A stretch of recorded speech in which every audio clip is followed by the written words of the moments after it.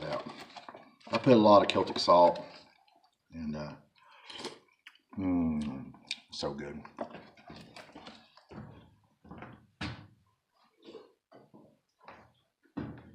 So Celtic salt, cayenne pepper. I've been carb loading the last couple of days for purpose.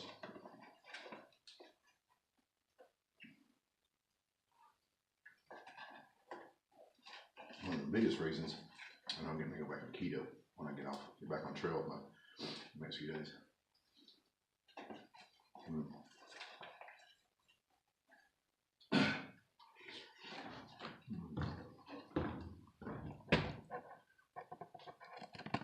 I need to do a movie clip of that right there. A separate movie clip, that is. Thank you, Leishy. 3 cheese. I know it's not exactly a breakfast food, but you get in my position at the moment. Snowed in, no humanity for miles. It's breakfast. But anyway, cayenne pepper and Celtic sea salt mix. This is loaded. Salt makes everything is so good. Regardless of public opinions and outcries, salt is very good for you. Celtic sea salt, not the watered down version.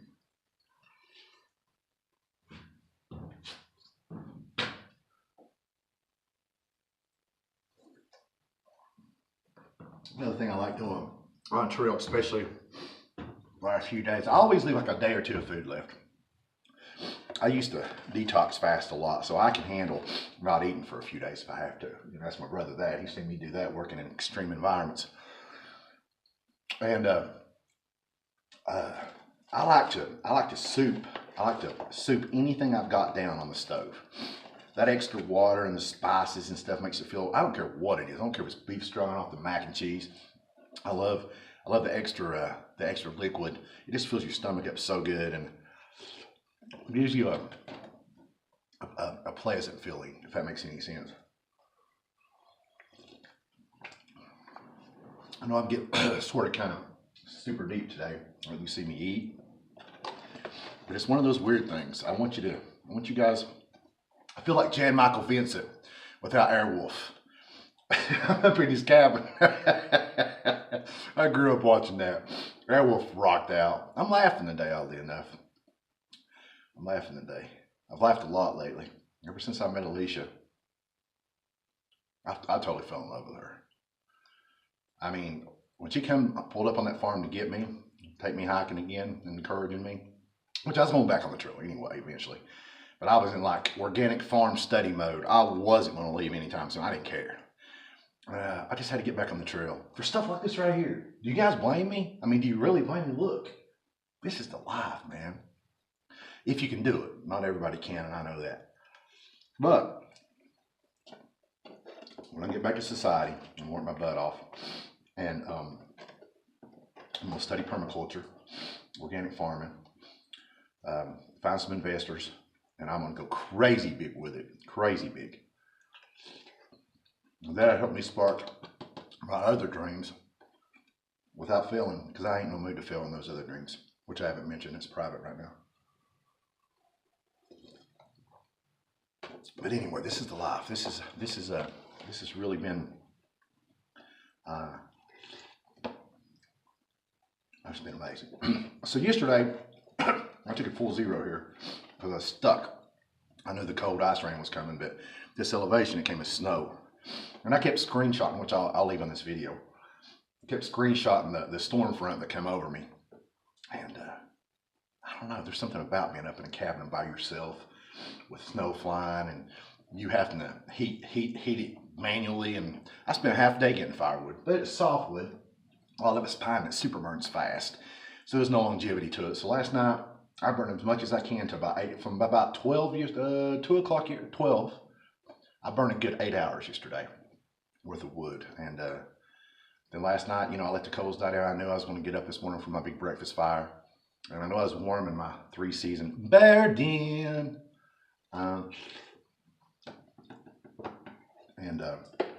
So it was good. It was good.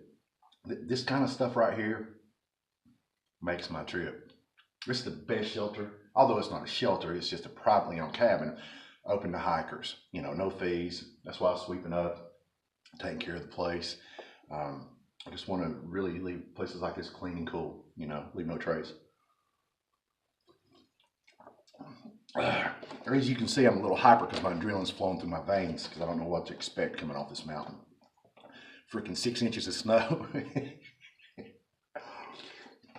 But I know it's no big deal. It's not like it's 2 foot -15, you know what I mean? I love you, Alicia. If you see this, just know I love you with all my heart. If I can just hold you right now. I'm so close to coming up there after you and starting a life. But I've got to prepare. Got to be like Noah building my ark. My ark of my 99 personalities. Just kidding. Just kidding. I'm just an old dry, big old hairy Viking German. But lately, that is not really bitter, but just sour face looking, I guess. But when love walks in your life, it just puts joy in your soul, in your bones, in your heart, in your goals, in your life.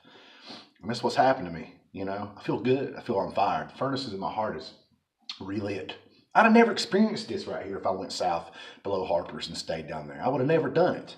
And just a little edge. And I could tell I broke my brother's heart by flip-flopping down there. Broke my best friend's heart. And my queen coming and saying, hey, you know, you need to. She didn't really directly say go north, but you could tell, you know. And I asked her, so what do you think if I go north? She said, that'd rock, you know. And she encouraged me, plus all my other backups. And I'm here now, you know. Let's take. It's good stuff.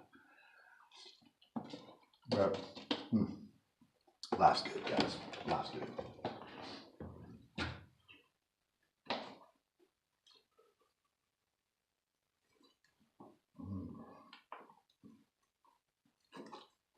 Hey, that's another thing, guys. I'm a big guy. And anything that's got 2 servings, do 2 servings. Don't pig out and just eat it all at once. I know your hiker kicks in, but picture me this, riddle me this. What you want to do, fill that freaking thing with water. Fill it up, make a soup out of it. That way it fills you up because it takes 20 minutes for a hormone called CCK to release in your body to let you know that you're full. It's called the feel full feeling. And never eat till you feel full. That's supposed to come natural. Eat your limits and portions, then let it naturally kick in, but never eat till you feel full. I had a doctor say that one time. Boy, he was right. Especially in survival situations where you want to spread out your food, you know. I don't let the food guide me on the trail. I guide the food. And what I mean by that is when I get on the trail, whether keto or normal, like normal here now, what I do is if I see I'm going to be 2 or 3 more days in the bush, I always do that 1 or 2 days, just enough in case something does happen, I have to stay. So I sort of kind of deplete my food as my heart tells me that I've done enough days before I go back to civilization. So in other words, I let my hike determine my food. Therefore, I portion it out the way I need it done. I know it sounds simple, but it's really deep in the bush. At least it is to me. I call bush anything that anything that I don't see civilization for 3 or 4 days, 5 days. Y'all call it what you want to, trail, whatever. I call it trail as well, but it's the bush to me. It's surviving.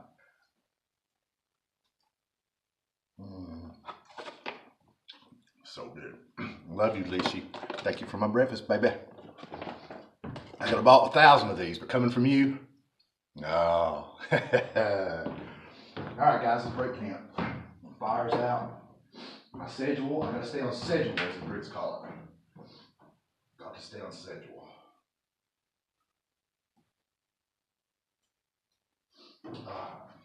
Let's do this.